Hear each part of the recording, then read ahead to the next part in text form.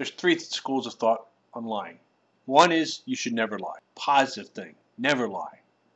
Then we run into the little, do I look fat in these jeans, and does my hair look good this way? And sometimes we tell what we call white lies, right? We tell lies. So I think that the vast majority of us tell lies to be nice. I think that's a plus. That's society. That's the way we should be. This video is on lying. The two schools of thought when you decide that you are going to lie are go big. Make it so incredibly big that people have to believe it because it's just so incredible. You wouldn't be saying this if it wasn't true. All right? Like my magnetic watch story. Big lie. But it was close to the facts that they had. My dad said, son, if you're going to lie, keep your lies close to the truth. They're easier to remember, and you have a chance of getting into less trouble that way. That's my dad's philosophy. Let me tell you a story where that philosophy comes in handy. I had just bought myself a Triumph Spitfire convertible 2-seater. It was great. It was my first new car I ever bought.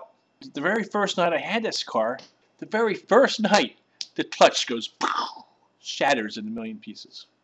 I'm driving back from Napa doing about 5 miles an hour because I have to start this car in gear. It will not shift. So I got this little car, fresh battery, started in gear, boom, boom, boom, boom.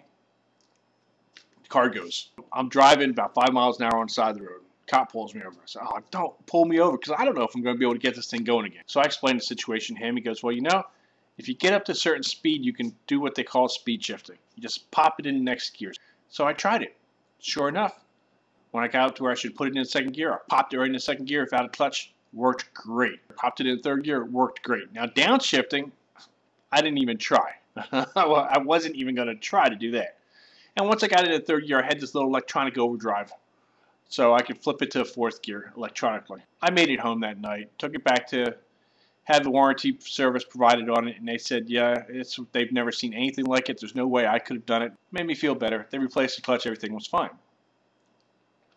A month later, I'm out tooling through the Napa Valley again. I was 19 years old, and I'm tooling through Napa Valley. Cop pulls me over. Damn.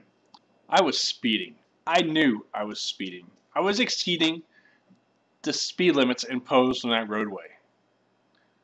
It wasn't excessive, but nonetheless, I was guilty. Cop comes up to me. Says, son, do you know how fast you were going? I said, I honestly don't know how fast I was going, officer. This damn car, I bought it new about a month ago. First thing that happens is the clutch goes out on me. Next thing that happens is the speedometer cable goes out on me.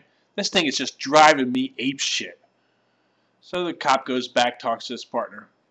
Turns out this was the cop that pulled me over when my clutch was bad. He knew that that part of the story was true. See, I kept the story close to the truth. He knew that that part of the story was true. It was a fluke that he was the one that pulled me over. He told his partner that I was having some problems and that he believed me. So he came back over and says, you know, I was the one who pulled you over a 3 weeks ago when that happened. Get it taken care of. Try to stay within the speed limit imposed. I said, yes, sir, officer. I'll do that. And I drove away. As I drove away, I looked down and the speedometer was working fine. There was nothing wrong with it. But it got me out of a ticket. I kept that story close to the truth. The magnetic watch story, not so close to the truth. Two rules of thought on lying. One, make it so outrageous that they almost have to believe it. And two, keep it as close to the truth as possible. It's a life lesson, I think, with the exception of the white lies where you're being nice. I think you should tell the truth all the time. But if you feel the need to create a story, to make a lie, to have someone believe you, keep it close to the truth. Make it small variances from the truth. Those will be the most effective. Got me out of that one speeding ticket. Trust me, I've had many other speeding tickets. But curiously enough, not one speeding ticket has ever showed up on my driving record. That's a different story.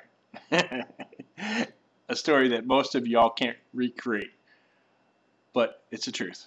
Have yourself a great day, people. And keep those lies close to home, all right?